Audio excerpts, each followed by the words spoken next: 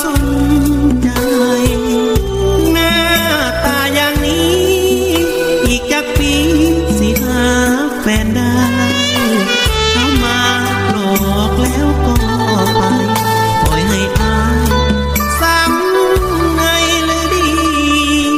อายรู้ตัวดีว่าอายนี้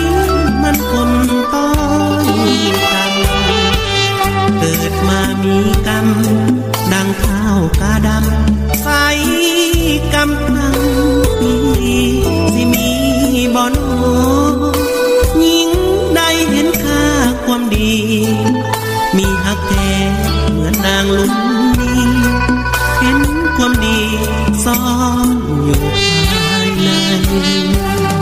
ผู้บ่งา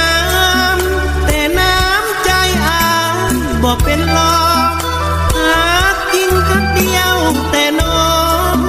บ่มีสองหับพองหัวใจ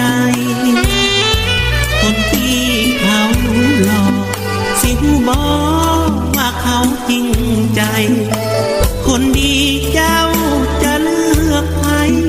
จงเอาไปพิจารณายอมรับโดยดีว่าอ้ายนี้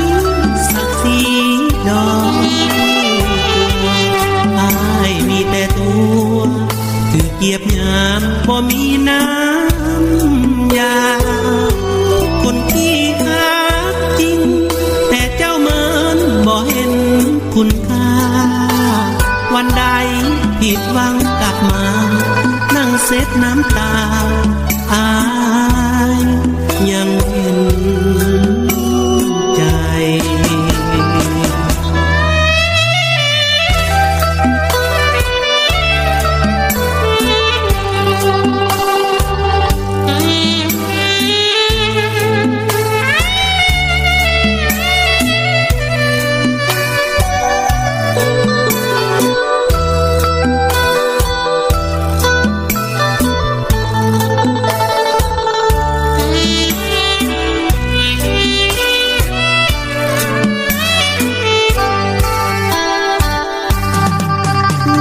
บ่งา